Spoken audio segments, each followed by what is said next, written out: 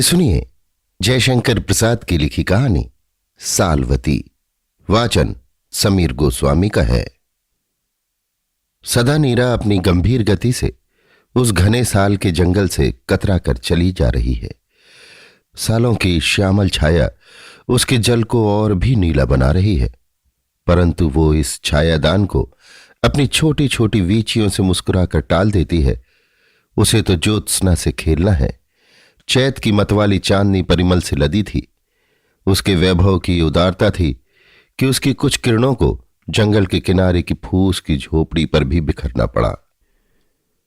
उस झोपड़ी के बाहर नदी के जल को पैर से छूती हुई एक युवती चुपचाप आकाश के दूरवर्ती नक्षत्रों को देख रही थी। उसके पास ही सत्तू का पिंड रखा था। भीतर के दुर्बल कंठ से किसी ने पुकारा, बेटी। परंतु युवती तो आज एक अद्भुत गौरव नारी जीवन की सार्थकता देखकर आई है। पुष्करणी के भीतर से कुछ मिट्टी रात में ढोकर बाहर फेंकने का पारिश्रमिक चुकाने के लिए रत्नाभरणों से लदी हुई एक महालक्ष्मी बैठी थी। उसने पारिश्रमिक देते हुए पूछा, बहन तुम कहां रहती हो? कल फिर आना। उन शब्दों में कितना स्नेह था, वो महत्व क्या इन नक्षत्रों से भी दूर की वस्तु नहीं? विशेषतः उसके लिए वो तल्लीन थी। भीतर से फिर पुकार हुई, बेटी सालवती, रात को नहा मत, सुनती नहीं बेटी। पिताजी। सालवती की तंद्रा टूटी। वो उठ खड़ी हुई।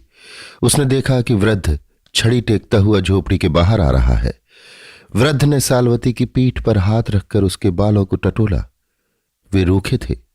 वृद्ध ने संतोष की सांस लेकर कहा, अच्छा है बेटी, तूने स्नान नहीं किया ना?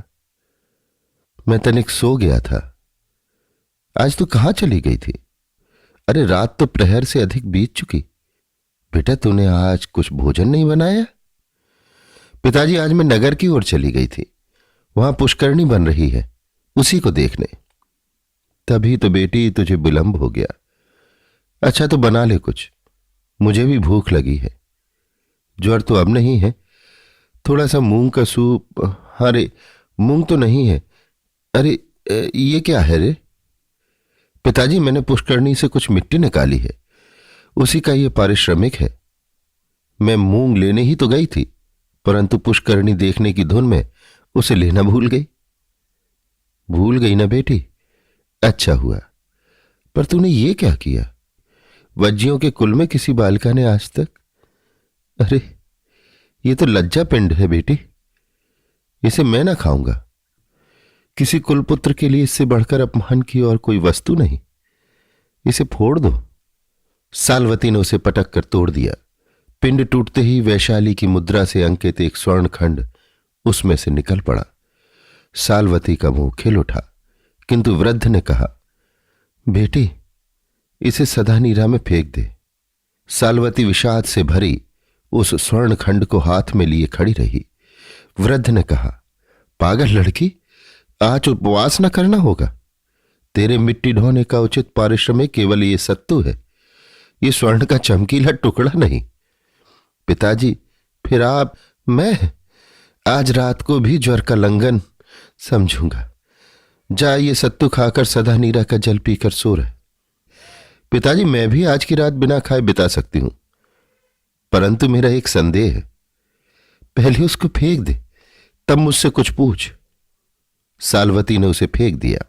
तब एक निश्वास छोड़कर बुढ़ी ने कहना आरंभ किया, आर्यों का वो दल जो माधव के साथ ज्ञान की अग्नि मुंह में रखकर सदा नीरा के इस पार पहले पहल आया, विचारों की स्वतंत्रता का समर्थक था।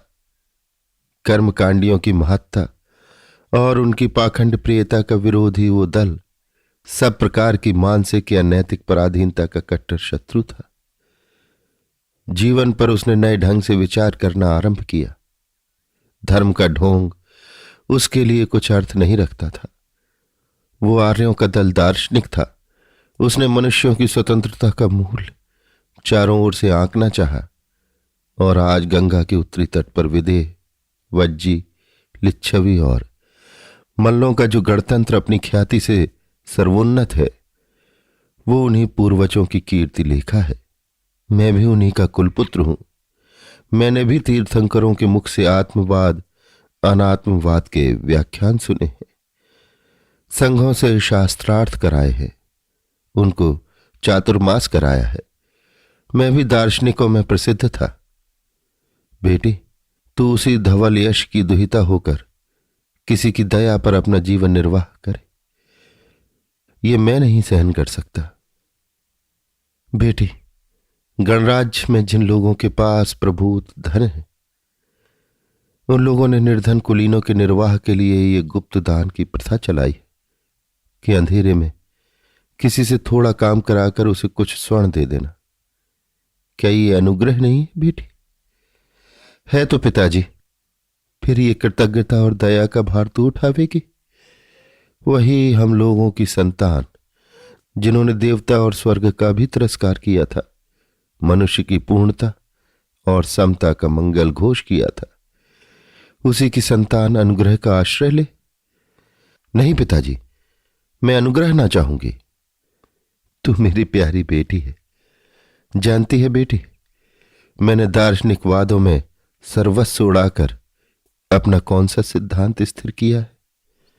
नहीं पिताजी, आर्थिक पराधीनता ही संसार में दुख का कारण है। मनुष्य को उससे मुक्ति पानी चाहिए।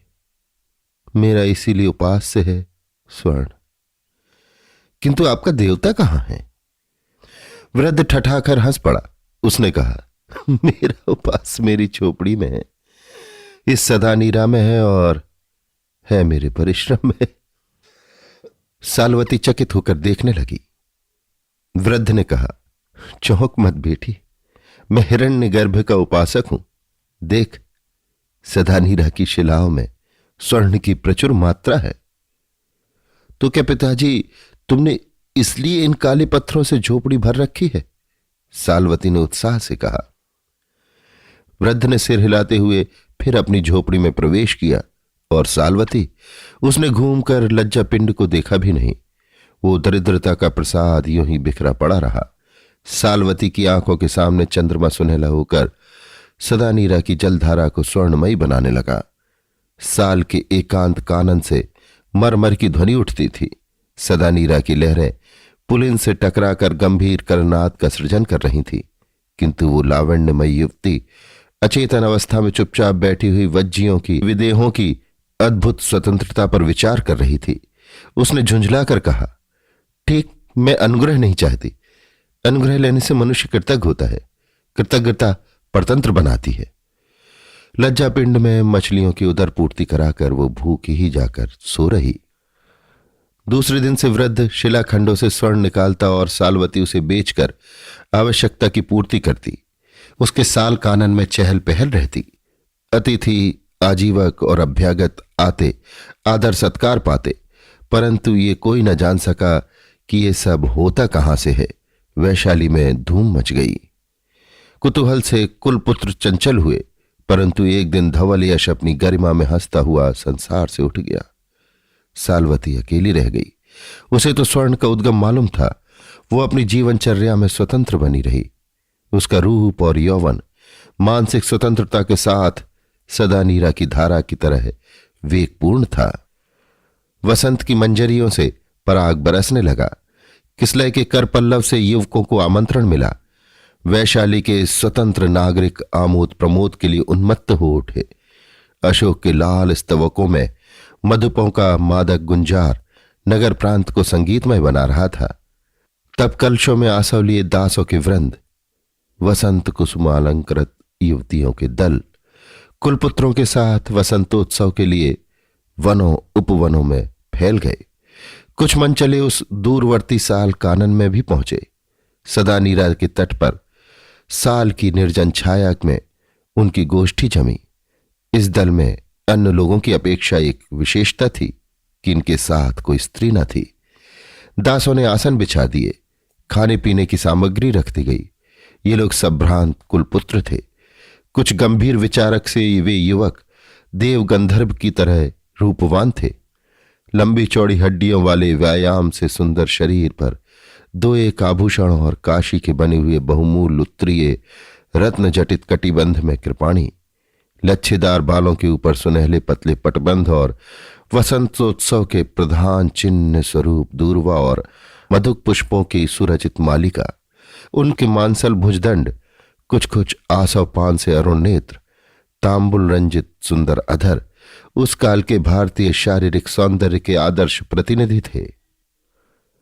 वे बोलने के पहले थोड़ा मुस्कुराते, फिर मधुर शब्दों में अपने भावों को अभिव्यक्त करते थे।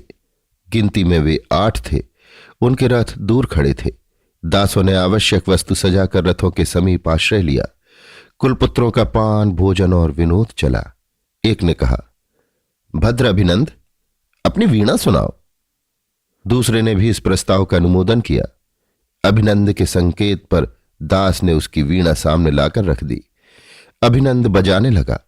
सब आनंद मग्न होकर सुनने लगे। अभिनंद ने एक विश्राम लिया। लोगों ने साधु साधु कहकर उसे अभिनंदित किया। सहसा अश्वों के पद शब्द सुनाई पड़े।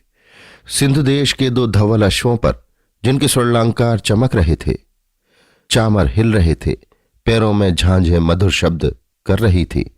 2 उच्च पदाधिकारी माननीय व्यक्तियों ने वहां पहुंचकर उन गोष्ठी के लोगों को चंचल कर दिया। उनके साथ के अन्य अश्वारोही रथों के समीप ही खड़े रहे, किंतु वे दोनों गोष्ठी के समीप आ गए। कुलपुत्रों ने एक को पहचाना। वो था उपराजा अभय कुमार। उन लोगों ने उठकर स्वागत और नमस्कार किया। उपराजा ने अश्व पर से ही पूछा, कुलपुत्रों की शुभकामना करते हुए मैं पूछ सकता हूं कि क्या कुलपुत्रों की प्रसन्नता इसी में है कि वे लोग अन्य नागरिकों से अलग अपने वसंतोत्सव का आनंद आप ही ले? उपराजा, हम लोग कृतज्ञ हैं। आप लोगों की गोष्ठी को वे प्रसन्नता से सुशोभित कर सकते हैं। हम लोग अनुग्रहित होंगे। किंतु मेरे साथ एक माननीय अतिथि हैं, पहले इनका परिचय करा दूं। बड़ी कृपा होगी। यह है मगध के महामंत्री, वैशाली का वसंतोत्सव देखने आए हैं। कुलपुत्रों ने मन में सोचा कि महामंत्री चतुर हैं। रथ पर न चढ़कर अश्व की वल्गा उसने अपने हाथ में रखी है। विनय के साथ कुलपुत्रों ने दोनों अतिथियों को घोड़ों से उतरने में सहायता दी। दासों ने दोनों अश्वों को रथ के समीप पहुंचाया और वैशाली के उपराजा तथा मगध के महामंत्री कुलपुत्रों के अतिथि हुए। महामंत्री गूढ़ राजनीतिज्ञ था। वो किसी विशेष सिद्धि के लिए वैशाली आया था। वो संस्थागार के राजकों की मनोवृत्ति का गंभीर अध्ययन कर रहा था। उनकी एक एक बातों, आचरणों और विनयों को वो तीव्र दृष्टि से देखता। उसने पूछा, कुलपुत्रों से मैं एक बात पूछूं, यदि वे मुझे प्रसन्नता से ऐसी आज्ञा दें? अभिनंद ने कहा, अपने माननीय अतिथि को यदि हम लोग प्रसन्न कर सके तो अनुग्रहित होंगे। वैशाली के 7,707 राजकों में आप लोग भी हैं, फिर आपके उत्सव में वैराग्य क्यों? अन्य नागरिकों से आप लोगों का उत्सव विभिन्न क्यों है?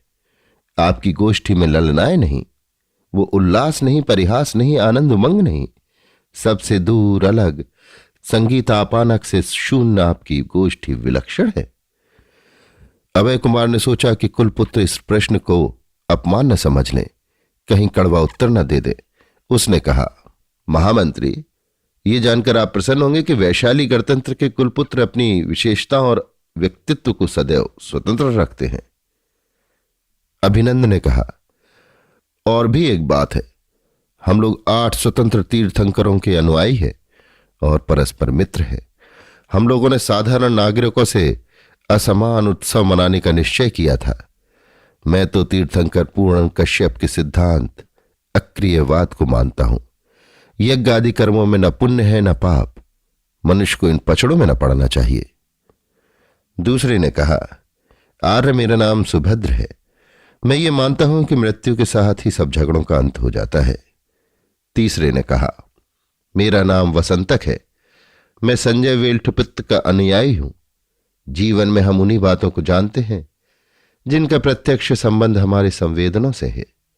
हम किसी अनुभवातीत वस्तु को नहीं जान सकते। चौथे ने कहा, मेरा नाम मणिकंठ है। मैं तीर्थंकर प्रबुद्ध कात्यायन का अनुगत हूं। मैं समझता हूं कि मनुष्य कोई सुनिश्चित वस्तु को ग्रहण नहीं कर सकता, कोई सिद्धांत स्थिर नहीं कर सकता। पांचवें ने कहा, मैं आनंद हूं आर्य। तीर्थंकर मस्करी गोशाल के नियतिवाद में मेरा पूर्ण विश्वास है।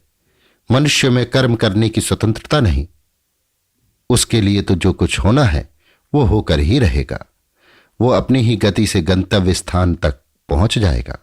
छठे ने कहा, मैं तीर्थंकर नाथ पुत्र का अंतेवासी हूं। मैं कहता हूं कि वस्तु है भी नहीं भी, दोनों हो सकती हैं। सातवें ने कहा, मैं तीर्थंकर गौतम का अनुयायी सुमंगल हूं। किसी वास्तविक सत्ता में विश्वास ही नहीं करता। आत्मन जैसा कोई पदार्थ ही नहीं है। आठवें ने किंचित मुस्कुराकर कहा, आर्य, मैं मैत्रायण विदेहों के सुनिश्चित आत्मवाद को मानने वाला हूं। ये जितनी भावनाएं हैं सबका उद्गम आत्मन ही है। अभिनंद ने कहा, तब हम लोगों की विलक्षणता पर महामंत्री को आश्चर्य होना स्वाभाविक है। अभय कुमार कुछ प्रकृतिस्थ हो रहा था। उसने देखा कि महामंत्री बड़े कुतूहल और मनोविनेश से कुलपुत्रों का परिचय सुन रहा है। महामंत्री ने कुछ व्यंग से कहा, आश्चर्य है, माननीय कुलपुत्रों ने अपने विभिन्न विचारों का परिचय देकर मुझे तो चकित कर दिया है। तब आप लोगों का कोई एक मंतव्य नहीं हो सकता। क्यों नहीं, वज्जियों का एक तो स्थिर सिद्धांत है ही, अर्थात हम लोग वज्जन संघ के सदस्य हैं।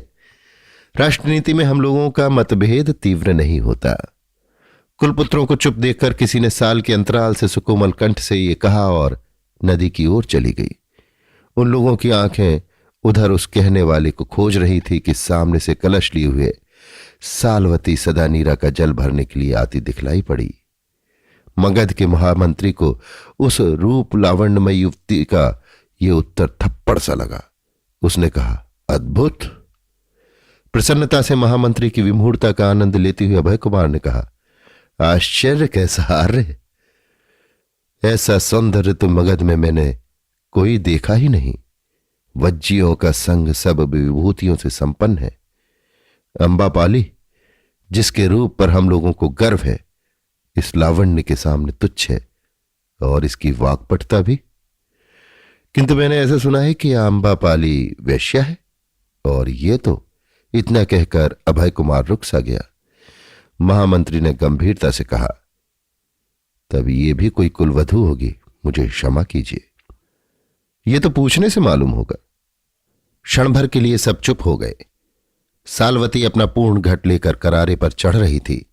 अभिनंद ने कहा, कल्याणी, हम लोग आपका परिचय पाने के लिए उत्सुक हैं। स्वर्गीय कुलपुत्र आर्य धवल यश की दुहिता सालवती के परिचय में कोई विचित्रता नहीं है। सालवती ने गंभीरता से कहा। वो दुर्बल कटी पर पूर्ण कलश लिए कुछ रुक सी गई थी। मैत्रायण ने कहा, धन्य है कुलपुत्रों का वंश। आज हम लोगों का प्रतिनिधि बनकर जो उचित उत्तर आपने मगध के माननीय महामंत्री को दिया है वो कुलीनता के अनुरूप ही है। हम लोगों का साधुवाद ग्रहण कीजिए। क्या कहूं आर्य, मैं उतनी संपन्न नहीं हूं कि आप जैसे माननीय अतिथियों का स्वागत सत्कार कर सकूं। फिर भी जल फल फूल से मैं दरिद्र भी नहीं। मेरे साल कानन में आने के लिए मैं आप लोगों का हार्दिक स्वागत करती हूं। जो आज्ञा हो मैं सेवा करूं। शुभ है, हम लोगों को किसी वस्तु की आवश्यकता नहीं। हम लोग आपकी उदारता के लिए कृतज्ञ हैं। अभिनंद ने कहा, किंतु मैं एक प्रार्थना करूंगा। महामंत्री ने सविनय कहा, आज्ञा दीजिए। यदि आप अन्यथा न समझे कहिए भी। अभिनंद के हाथ में वीणा है, एक सुंदर आलाप की पूर्ति कैसे होगी? धृष्ट महामंत्री ने कहा, मुझे तो संगीत की वैसी शिक्षा नहीं मिली जिससे आप प्रसन्न होंगे। फिर भी कलश रखकर आती हूं। निसंकोच भाव से कहकर सालवती चली गई। सब चकित थे। वेद से बुनी हुई डाली में थोड़े से फल लिए हुए सालवती आई और आसन के एक भाग में वो बैठ गई। कुलपुत्रों ने फल चखे और थोड़ी मात्रा में आसव भी। अभिनंद ने वीणा उठा ली। अभय कुमार प्यासी आंखों से उस सौंदर्य को देख रहा था। साल्वती ने अपने गोत्र की छाप से अंकित अपने पिता से सीखा हुआ पद मधुर स्वर से गाना आरंभ किया। श्रोता मुग्ध थे। उस संगीत का विषय था जंगल, उसमें विचरने की प्राकृतिक स्वतंत्रता। वो अकृत्रिम संगीत किसी डाल पर बैठी हुई कोकिल के गान से भी विलक्षण था। सब मुग्ध थे। संगीत समाप्त हुआ, किंतु उसका स्वरमंडल अभी उस प्रदेश को अपनी माया से आच्छन्न किए था। साल्वती उठ खड़ी हुई। अभय कुमार ने एक क्षण में अपने गले से मुक्ता की एकावली निकालकर अंजलि में ले ली और कहा, देवी, ये उपहार है। साल्वती ने गंभीर भाव से सिर झुकाकर कहा, बड़ी कृपा है, किंतु मैं किसी के अनुग्रह का दान नहीं ग्रहण करती। और वो चली भी गई। सब लोगों ने आश्चर्य से एक दूसरे को देखा। अभय कुमार को उस रात्रि में निद्रा नहीं आई। वो साल्वती का चित्र अपनी पुतलियों पर बनाता रहा। प्रणय का जीवन अपने छोटे छोटे क्षणों में भी बहुत दीर्घजीवी होता है। रात किसी तरह कटी। अभय कुमार वास्तव में कुमार था और था वैशाली का उपराजा। नगर के उत्सव का प्रबंध उसी के हाथ में था। दूसरा प्रभात अपनी तृष्णा में लाल हो रहा था। अभय के हृदय में निदारूण अपमान भी चुभ रहा था, और चुभ रहा था उन दार्शनिक कुलपुत्रों का साव्यंग परिहास जो साल्वती के अनुग्रह न लेने पर उसकी स्वतंत्रता की विजय समझकर और भी तीव्र हो उठा। पुनश्च उन कुलपुत्रों की गोष्ठी उसी साल कानन में जमी रही। अभी उन लोगों ने स्नान आदि से निवृत्त होकर भोजन भी नहीं किया था कि दूर से तुर्रनाद सुनाई पड़ा। साथ में एक राजपुरुष उच्च कंठ से पुकारता था, आज अनंग पूजा के लिए वज्जियों के संग में से सबसे सुंदर कुमारी चुनी जाएगी। जिसको चुनाव में आना हो संस्थागार में एक प्रहर के भीतर आ जाए। अभिनंद उछल पड़ा। उसने कहा, मैत्रायण, साल्वती को लिवा ले चलना चाहिए। ऐसा न हो कि वैशाली के सबसे उत्तम सौंदर्य का अपमान हो जाए। किंतु वो अभिमानी चलेगी? यही तो विकट प्रश्न है। हम सब चलकर प्रार्थना करें? तो चलो। सब अपना दुकूल संभालते हुए साल्वती की झोपड़ी की ओर चल पड़े। साल्वती अपना नियमित भोज्य चावल बना रही थी। उसके पास थोड़ा दूध और फल रखा था। उसने इन लोगों को आते देखकर सहज प्रसन्नता से मुस्कुराकर कहा, स्वागत। माननीय कुलपुत्रों को आतिथ्य ग्रहण करने के लिए मैं निमंत्रित करती हूं। उसने एक शुभ्र कंबल बिछा दिया। युवकों ने बैठते हुए कहा, किंतु हम लोग भी एक निमंत्रण देने आए हैं। साल्वती कुछ सोचने लगी। हम लोगों की प्रार्थना अनुचित न होगी। आनंद ने कहा, कहिए। वैशाली के नागरिकों ने एक नया निर्णय लिया है कि इस बार वसंतोत्सव की अनंग पूजा वज्रराष्ट्र की सर्वश्रेष्ठ सुंदरी के हाथों से कराई जाए। इसके लिए संस्थागार में चुनाव होगा। तो इसमें क्या मैं परिवर्तन कर सकती हूं? साल्वती ने सरलता से पूछा। नहीं शुभे, आपको भी इसमें भाग लेना होगा। हम लोग आपको संस्थागार में ले चलेंगे और पूर्ण विश्वास है कि हम लोगों का पक्ष विजयी होगा। किंतु क्या आप लोगों का ये मुझ पर अनुग्रह न होगा, जिसे मैं कदापि न ग्रहण करूंगी? नहीं भद्रे, यदि मेरे प्रस्ताव को बहुमत मिला तो क्या हम लोगों की विजय न होगी? और तब क्या हम ही लोग आपके अनुग्रहीत न होंगे? साल्वती कुछ चुप सी हो गई। मैत्रायण ने फिर कहा, विचारों की स्वतंत्रता इसी में है कि वे स्पष्ट रूप से प्रचारित किए जाएं, ना कि वे सत्य होते हुए भी दबा दिए जाएं। साल्वती सम्मान से अपने हृदय को अछूता न रख सकी। स्त्री के लिए उसके सौंदर्य की प्रशंसा कितनी बड़ी विजय है। उसने वीणा से कहा, तो क्या मुझे चलना ही होगा? यह हम लोगों के लिए अत्यंत प्रिय संदेश है। आनंद, तुम रथों को यहीं ले आओ और मैं समझता हूं कि सौंदर्य लक्ष्मी तुम्हारे रथ पर ही चलेंगी। तुम होगे उस रथ के सारथी। आनंद सुनते ही उछल पड़ा। उसने कहा, एक बात और भी। साल्वती ने प्रश्न करने वाली आंखों से देखा। आनंद ने कहा, सौंदर्य का प्रसाधन? मुझे कुछ नहीं चाहिए। मैं यूं ही चलूंगी और कुलपुत्रों के निर्णय की मैं भी परीक्षा करूंगी। कहीं वे भ्रम में तो नहीं है। थोड़ा जलपान करके सब लोग प्रस्तुत हो गए। तब साल्वती ने कहा, आप लोग चलें, मैं अभी आती हूं। कुलपुत्र चले गए। साल्वती ने एक नवीन कौशेय पहना, जूड़े में फूलों की माला लगाई और रथ के समीप जा पहुंची। सारथी को हटाकर आनंद अपना रथ स्वयं हाँकने लगा। उस पर बैठी थी साल्वती, पीछे उसके कुलपुत्रों के 7 रथ थे। जब वे संस्थागार के राजपथ पर अग्रसर हो रहे थे तब भीड़ में आनंद और आश्चर्य के शब्द सुनाई पड़े। सुंदरियों का मुख अवनत हुआ। इन कुलपुत्रों को देखकर राजा ने पूछा, मेरे माननीय दार्शनिक कुलपुत्रों ने ये रत्न कहां पाया? कल्याणी साल्वती कुलपुत्र धवलयश की एकमात्र दुहिता है। मुझे आश्चर्य है कि किसी कुलपुत्र ने अब तक इस कन्या रत्न के परिणय की प्रार्थना क्यों नहीं की। अच्छा, तो क्या मत लेने की आवश्यकता है? राजा ने गंभीर स्वर से पूछा। नहीं नहीं, साल्वती वज्जी राष्ट्र की सर्वश्रेष्ठ कुमारी सुंदरी है। जनता का तुमुल शब्द सुनाई पड़ा। राजा ने 3 बार इसी तरह का प्रश्न किया। सबका उत्तर वही था। साल्वती निर्विवाद विजयिनी हुई। तब अभय कुमार के संकेत पर 25 दास थालों में रत्नों के अलंकार, काशी के बहुमूल्य कौशे, अंगराग, तांबूल और कुसुम मालिकाएं लेकर उपस्थित हुए। अभय कुमार ने खड़े होकर संघ से प्रार्थना की, मैं इस कुल कुमारी के पड़ी पीड़न का प्रार्थी हूं। कन्या के पिता नहीं है, इसलिए संघ मुझे अनुमति प्रदान करे। साल्वती के मुंह पर भय और रोष की रेखाएं नाचने लगी। वो प्रतिवाद करने जा रही थी कि मगध के महामंत्री के समीप बैठा हुआ मणिधर उठ खड़ा हुआ। उसने तीव्र कंठ से कहा, मेरी एक विज्ञप्ति है, यदि संघ प्रसन्नता से सुने। वो अभय का प्रतिद्वंदी सेनापति मणिधर उपराजा बनने का इच्छुक था। सब लोग किसी आशंका से उसकी ओर देखने लगे। राजा से बोलने की आज्ञा पाकर उसने कहा, आज तक हम लोग कुलपुत्रों की समता का स्वप्न देखते हैं। उनके अधिकार ने संपत्ति और स्वार्थों की समानता की रक्षा की है। तब क्या उचित होगा कि सर्वश्रेष्ठ सौंदर्य किसी के अधिकार में दे दिया जाए? मैं चाहता हूं कि राष्ट्र ऐसी सुंदरी को स्वतंत्र रहने दे और वो अनंग की पुजारी ने अपनी इच्छा से अपनी 1 रात्रि की दक्षिणा 100 स्वर्ण मुद्राएं लिया करे। साल्वती विपत्ति में पड़ गई। उसने अपने दार्शनिक कुलपुत्रों की ओर रक्षा पाने के विचार से देखा, किंतु उन लोगों ने घटना के इस आकस्मिक परिवर्तन को सोचा भी न था।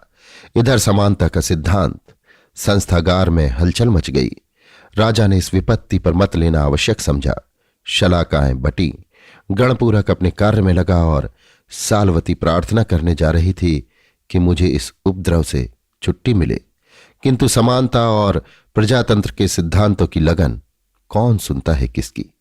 उधर एक व्यक्ति ने कहा, हम लोग भी अम्बपाली के समान ही क्या वज्जी राष्ट्र में एक सौंदर्य प्रतिमा नहीं स्थापित कर सकते, जिससे अन्य देशों का धन इस राष्ट्र में आवे। अभय कुमार हतबुद्धि सा शोभ और रोष से कांप रहा था। उसने तीव्र दृष्टि से मगध के महामंत्री की ओर देखा। मंत्री ने मुस्कुरा दिया। गणपूरक ने विज्ञप्ति के पक्ष में बहुमत की घोषणा की। राजा ने विज्ञप्ति पर स्वीकृति दी। जब मत लिया जा रहा था तब साल्वती के मन की अवस्था बड़ी विचित्र हो रही थी। कभी तो वो सोचती थी पिता हिरण्य के उपासक थे, स्वर्ण ही संसार के प्रभु हैं, स्वतंत्रता का बीज है। वो 100 स्वर्ण मुद्राएं उसकी दक्षिणा है और अनुग्रह करेगी वही। तिस पर इतनी संवर्धना, इतना आदर। दूसरे क्षण उसके मन में ये बात खटकने लगी कि वो कितनी दयनीय है जो कुलवधु का अधिकार उसके हाथ से छीन लिया गया, और उसने ही तो अभय का अपमान किया था। किस लिए? अनुग्रह न लेने का अभिमान। तो क्या मनुष्य को प्रायः वही करना पड़ता है जिसे वो नहीं चाहता? उसी ने मगध के महामंत्री के सामने प्रजातंत्र का उत्कर्ष बताया था। वही एक राज मगध का प्रतिनिधि यहां बैठा है। तब बहुमत की जय हो। वहां विरोध करना चाहती थी परंतु कर ना सकी। उसने आनंद के नियतिवाद का एक बार मन में स्मरण किया और गंतव्य पथ पर वेग से चली। तब साल्वती को घेर कर कुलपुत्रों ने आनंद से उसका जय घोष किया। देखते देखते साल्वती के चरणों में उपहार के ढेर लग गए। वो रथ पर अनंग पूजा के स्थान पर चली, ठीक जैसे अपराधी वध स्थल की ओर। उसके पीछे सहस्त्रों रथों और घोड़ों पर कुलपुत्र, फिर जनस्त्रोत। सब आज अपने गणतंत्र के सिद्धांत की विजय पर उन्मत्त थे। अभय कुमार जड़ सा वहीं खड़ा था। जब संस्थागार से निकलने के लिए मंत्री उसके पास आया तब अभय का हाथ दबाकर उसने कहा, उपराजा प्रसन्न हो। महामंत्री, तुम्हारी कूटनीति सफल हुई, कहकर अभय ने शोभ से उसकी ओर देखा। आप लोगों का राष्ट्र सचमुच स्वतंत्रता और समानता का उपासक है, मैं साधुवाद देता हूं। दोनों अपने रथों पर चढ़कर चले गए। साल्वती वैशाली की अप्सरा साल्वती अपने विभव और सौंदर्य में अद्वितीय थी। उसके प्रमुख उपासक थे वैशाली के सेनापति मणिधर। संपत्ति का स्रोत उस सौंदर्य सरोवर में आकर भर रहा था। वहां अनेक कुलपुत्र आए, नहीं आया तो एक अभय कुमार, और साल्वती का मान जैसे अभय कुमार को पदावनत किए बिना कुचला जा रहा था। वो उस दिन की एकावली पर आज अपना पूरा अधिकार समझती थी, किंतु वो अब कहां मिलने की। उसका हृदय तीव्र भावों से भर गया। आज वो चिंतामग्न थी।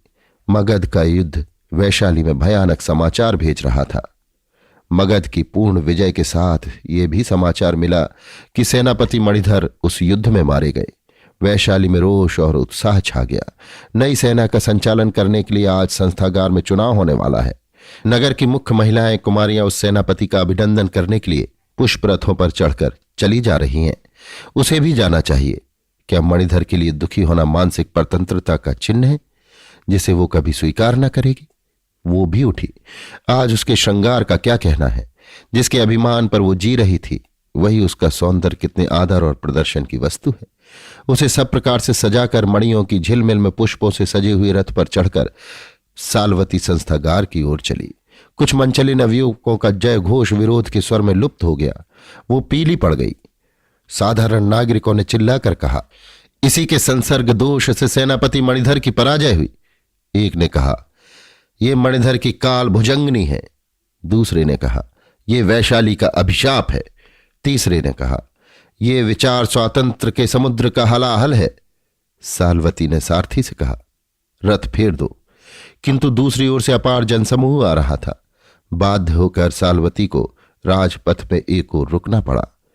तुर्यनाद समीप आ रहा था। सैनिकों के शिरस्त्राण और भाले चमकने लगे।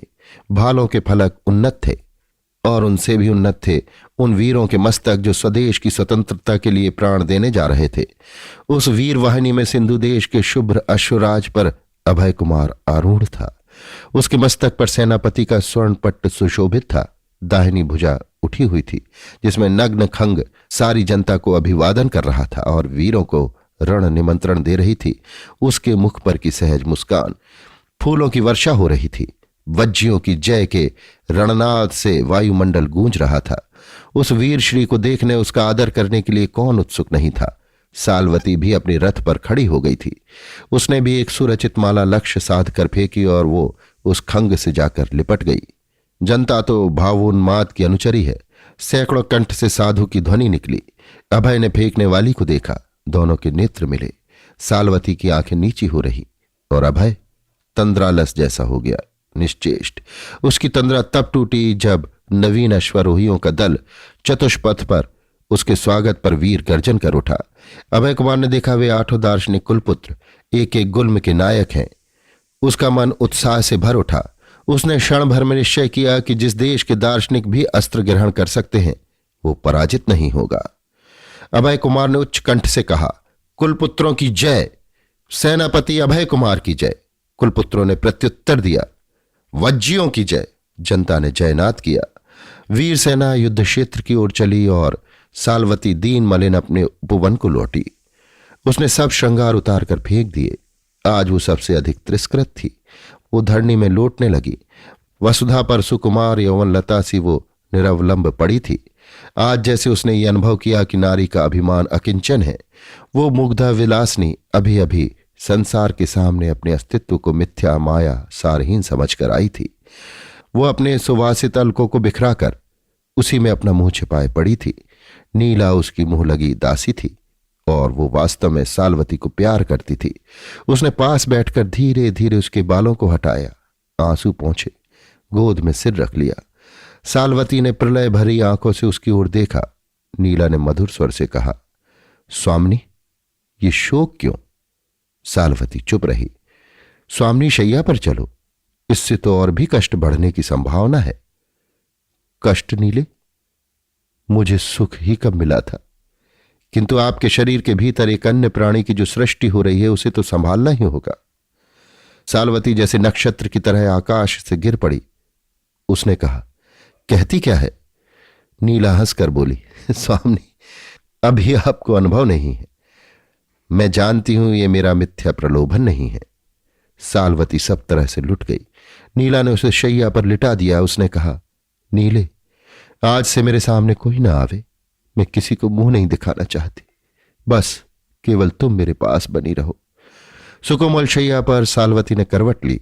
सहसा उसके सामने मणिधर का वो पत्र आया जिसे उसने रण क्षेत्र से भेजा था। उसने उठाकर पढ़ना आरंभ किया। वैशाली की सौंदर्य लक्ष्मी। वो रुक गई, सोचने लगी, मणिधर कितना मिथ्यावादी था। उसने एक कल्पित सत्य को साकार बना दिया। वैशाली में जो कभी ना था, उसने मुझे वही रूपा जीवा बनाकर क्या राष्ट्र का अनिष्ट नहीं किया? अवश्य देखो आगे क्या लिखता है। मेरा मन युद्ध में नहीं लगता है। लगता कैसे? रूप ज्वाला की शलभ, तुझे तो जल मरना था, तो उसे अपराध का दंड मिला। और स्वतंत्रता के नाम जो भ्रम का सृजन कर रही थी, उसका क्या हुआ? मैं साल वन की विहंगनी, आज मेरा सौंदर्य कहां है? और फिर प्रसव के बाद क्या होगा? वो रोती रही। सालवती के जीवन में रुदन का राज्य था। जितना ही वो अपनी स्वतंत्रता पर पहले सहसा प्रसन्न हो रही थी, उतना ही उस माननी का जीवन दुखपूर्ण हो गया। वो गर्भवती थी, उपवन से बाहर न निकलती थी और ना कोई भीतर आने पाता। सालवती ने अपने को बंदी बना लिया। कई महीने बीत गए, फिर से मधुमास आया, पर सालवती का वसंत जैसे सदा के लिए चला गया था। उसने उपवन की प्राचीर में से सुना जैसे कोई तुर्रनाद के साथ पुकार रहा है, वज्जियों की सर्वश्रेष्ठ सुंदरी अनंग पूजा। आगे वो कुछ न सुन सकी। वो रोष से मूर्छित थी। विषाद से उसकी प्रसव पीड़ा भयानक हो रही थी। नीला ने उपचार किया। वैद्य के प्रयत्न से उस रात्रि में सालवती को एक सुंदर सी संतान हुई। सालवती ने अपने यौवन वन के कुठार को देखा। द्वंद्व से वो तड़पने लगी। मोह को मान ने पराजित किया। उसने कोमल फूलों की टोकरी में अच्छे वस्त्रों में लपेट कर उस सुकुमार शिशु को एक और गोधूली की शीतल छाया में रखवा दिया। वैद्य का मुंह सोने से बंद कर दिया गया। उसी दिन सालवती अपने सुविशाल भवन में लौट आई और उसी दिन अभय कुमार विजयी होकर अपने पथ से लौट रहा था। तब उसे एक सुंदर शिशु मिला। अभय उसे अपने साथ ले आया। प्रतियोगिता का दिन था। सालवती का सौंदर्य दर्प जागरूक हो गया था। उसने द्रक्षासव का घूंट लेकर मुकुर में अपनी प्रतिच्छाया देखी। उसको जैसे अकारण संदेह हुआ कि उसके फूलों की ऋतु बीत चली है। वो अपमान से भयभीत होकर बैठ रही। वैशाली विजय का उत्सव मना रही थी। उधर वसंत का भी समारोह था। सालवती को सब लोग भूल गए और अभय कुमार, वो कदाचित नहीं भूला। कुछ कुछ क्रोध से, कुछ विषाद से और कुछ स्नेह से। संस्थागार में चुनाव की भीड़ थी। उसमें जो सुंदरी चुनी गई वो निर्विवाद नहीं चुनी जा सकी। अभय कुमार ने विरोध किया। 8 कुलपुत्रों ने उसका साथ देते हुए कहा, जो अनुपम सौंदर्य नहीं, उसे वैश्या बनाना सौंदर्य बोध का अपमान करना है। किंतु बहुमत का शासन, चुनाव हो गया। वैशाली को अब वैश्याओं की अधिक आवश्यकता थी। सालवती ने सब समाचार अपनी शैया पर लेटे लेटे सुना। वो हंस पड़ी। उसने नीला से कहा, नीले, मेरे स्वर्ण भंडार में कमी तो नहीं है?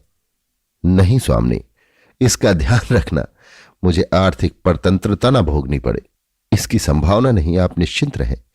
किंतु सालवती, हाँ, वो स्वतंत्र थी, एक कंगाल की तरह, जिसके पास कोई अधिकार नियंत्रण अपने पर भी नहीं, दूसरे पर भी नहीं। ऐसे 8 वसंत बीत गए। अभय कुमार अपने उद्यान में बैठा था। एक शुभ्र शिला पर उसकी वीणा रखी थी। 2 दास उसके सुगठित शरीर में सुगंधित तेल मर्दन कर रहे थे। सामने मंच पर एक सुंदर बालक अपनी क्रीड़ा सामग्री लिए व्यस्त था। अभय अपनी बनाई हुई कविता गुनगुना रहा था। वो बालक की अकृत्रिम हंसी पर लिखी गई थी। अभय के हृदय का समस्त संचित स्नेह उसी बालक में केंद्रीभूत था।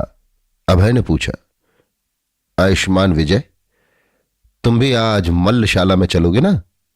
बालक क्रीड़ा छोड़कर उठ खड़ा हुआ, जैसे वो सचमुच किसी से मल्ल युद्ध करने के लिए प्रस्तुत हो। उसने कहा, चलूंगा और लड़ूंगा भी।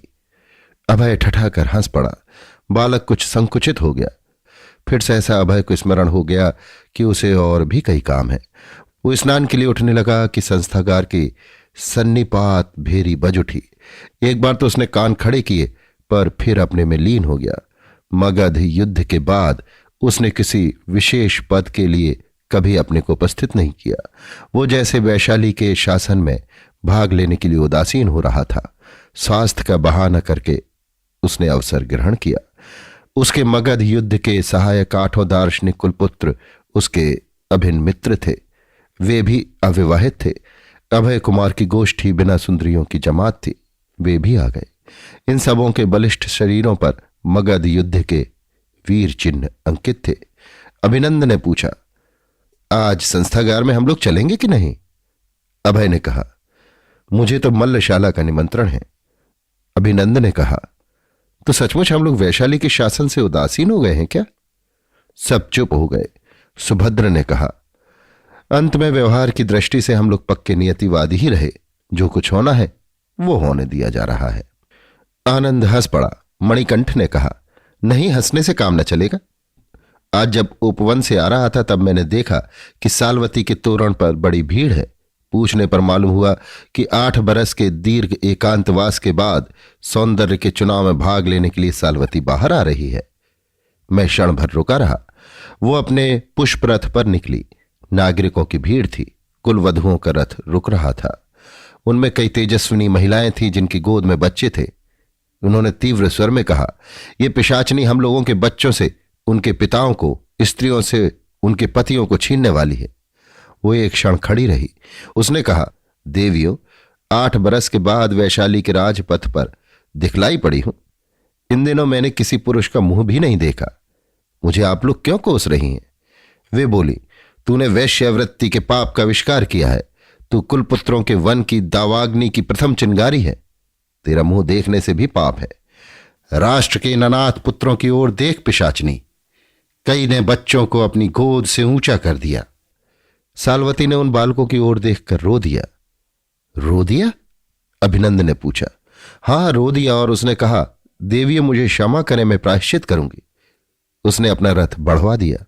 मैं उधर चला आया, किंतु कुलपुत्रों से मैं सत्य कहता हूं कि सालवती आज भी सुंदरियों की रानी है। अभय कुमार चुपचाप विजय को देख रहा था।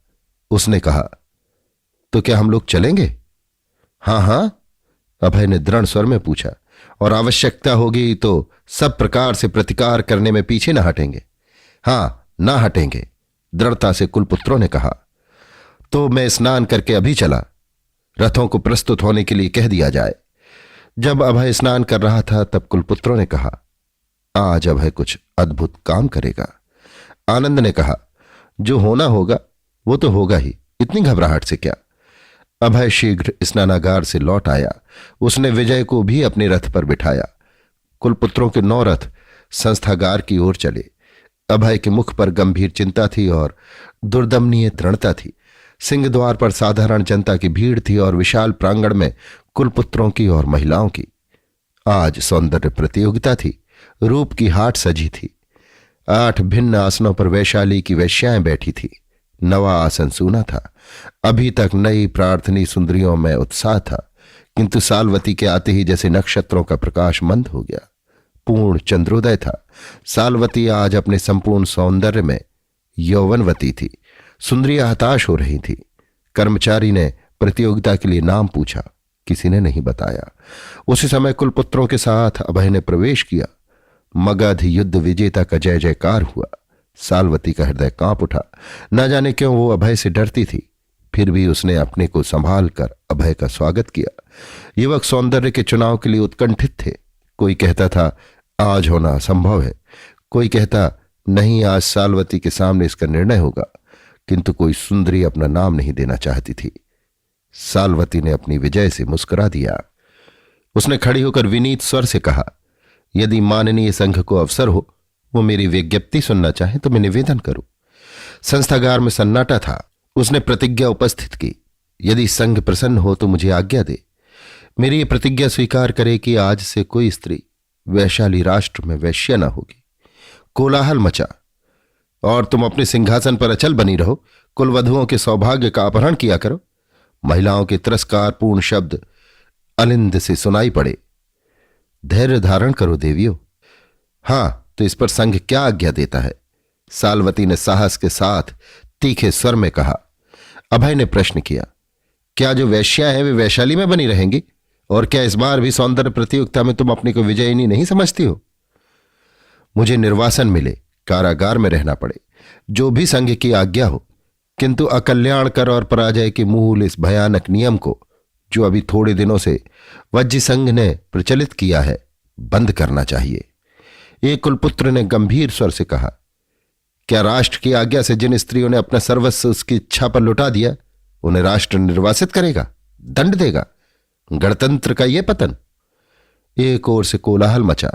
ऐसा ना होना चाहिए। फिर इन लोगों का भाग्य किस संकेत पर चलेगा? राजा ने गंभीर स्वर में पूछा।